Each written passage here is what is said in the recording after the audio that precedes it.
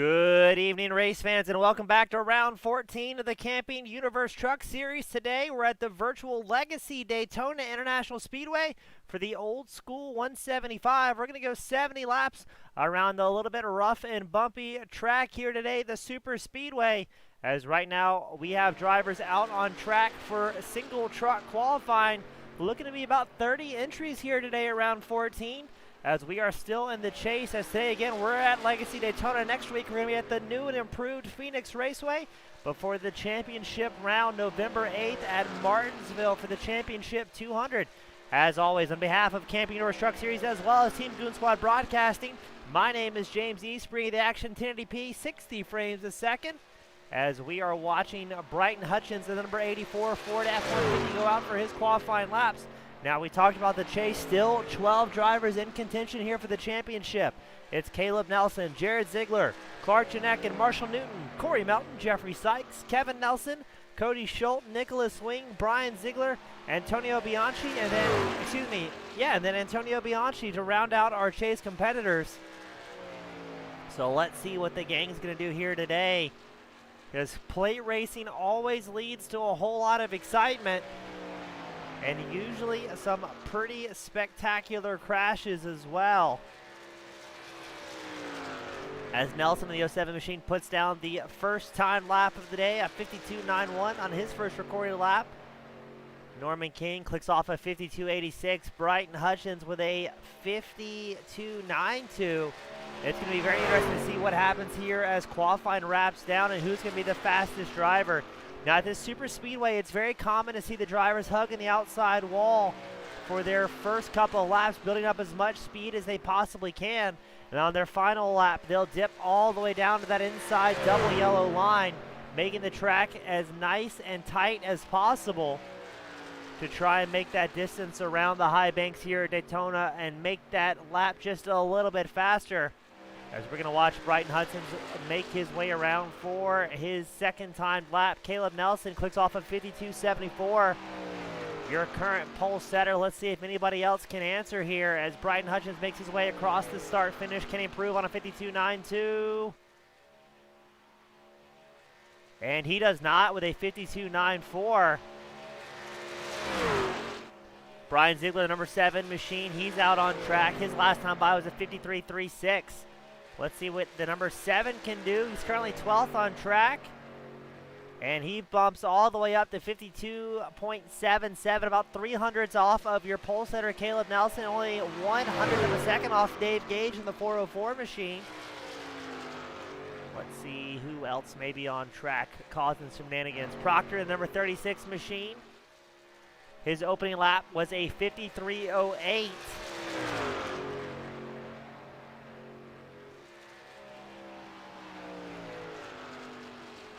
And let's see what he does on his timed lap. He's got his teammate Demarest, number 42 machine, who clicked off a 52.88 in his opening lap.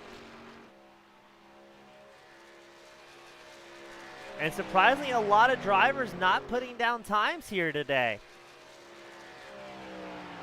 Proctor crosses the line. His last time was a 53.08. Does he improve slightly with a 52.83? Good enough for 8th. He'll be ahead of both of his teammates here today.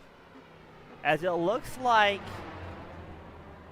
Dylan Schultz, Daniel Jensen, Levi Opitz, Cody Schultz, Nicholas Swing, Jared Zigler, Darren Clement, and Marshall Newton may not be putting down times at all here today. Maybe opting to stay at the back, watch the battle unfold in front of them, and then see who else may be leaving with a wadded up truck early on into the night. This will be very, very interesting to see. But it is Corey Melton, number 48 machine, setting pole with a 52.73 here today, just ahead of Caleb Nelson and Dave Gage. I mean, the live timing and scoring screen on the left side of your monitor, TV, cell phone, whatever it may be, showing how close qualifying was. But let's go ahead and take a look at tonight's grid. Starting on pole, Corey Melt in the number 48. Caleb Nelson starting second in the 07. Dave Gage in the 404 starting third. Brian Zigler in the number 7 starting fourth. Jeffrey Sykes in the 04 machine starting fifth. Donald Kendrick in the 127 starting sixth. Clark Janek in the 81 starting 7th. Mark Proctor in the 36 starting 8th. Stephen Mioch starting 9th. Norman King in the 28 starting 10th on today's grid. You've got Brian Robinson, the number 37 machine, starting 11th. Kai Demarest in the 42 starting 12th. Cycle it back, and we've got Spencer Chisnall in the 24. He's starting 13th. Brighton Hutchins in the 84 starting 14th. Kevin Nelson in the 09 starting 15th. Jared Zigler in the number 8 machine starting 16th. Darren Clement starting 17th. Dylan Schultz in the 61 starting 18th. Cody Schultz in the number 30 starting 19th. Nicholas Wing in the 99 starting 20th. Levi Opitz in the 31 starting 21st. We've got Daniel J. Jensen in the 29 machine starting 22nd. And then Marshall Newton in the 76 will round out our 23-car grid here today. As we get everybody gridded up, they'll go over a few notes before they send them out on track. And then we'll get the old school 175 starting in style. We've got one of the drivers, Kai Demarest, driving the number 42 machine, joining in the chat saying, it's like driving on a trampoline here today, and the setup doesn't feel super great. So it's going to be interesting to see what the drivers are contending with out on track today.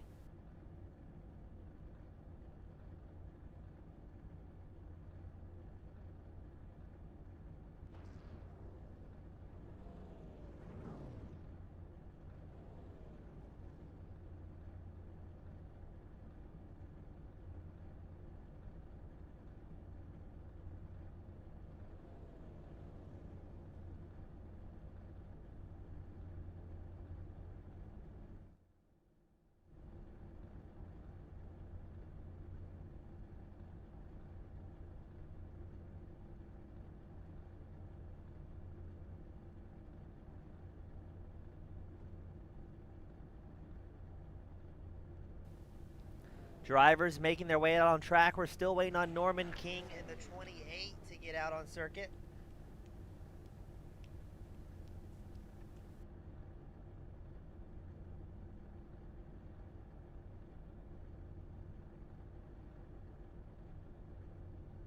King, one of the last drivers, he's starting 10th here today in the Ford F-150. And it is an absolute sea of Chevrolets. Chevrolet qualifying 1st through 6th here today. Then you've got 7th place Clark Janek in the number 81. He's in a Toyota Tundra. A pair more Chevys, and then your fastest Ford will be Norman King in the 28. He qualified 10th here today. As I'm almost wondering if King is going to start from pit road. He's the only driver that has not come out onto the grid yet.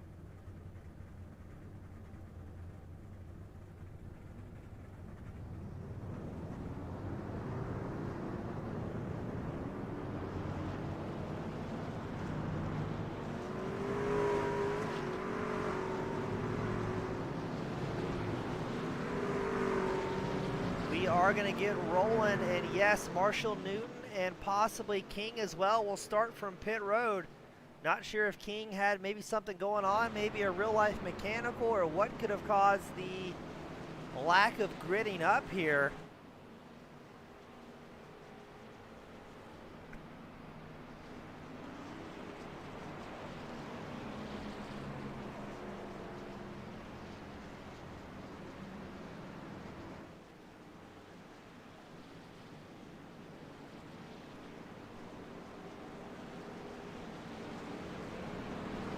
As we're going to get ready for 70 laps, we've got Craig Lowen, one of our favorite Aussies, join in saying, what's the over-under on the first caution here today? I'm going to say lap 3 is when you may see an early caution. So it appears King in number 28 will be starting from pit road. On your first row, it's Nelson and Melton. Your second row, Gage and Zigler, Brian Zigler. Your third row, Jeffrey Sykes and Clark Janek. Let's see if the drivers are going to have any patience here today. Maybe try and get through a fuel run, or if they're going to immediately go wild and send it 3 or 4 wide at the initial start.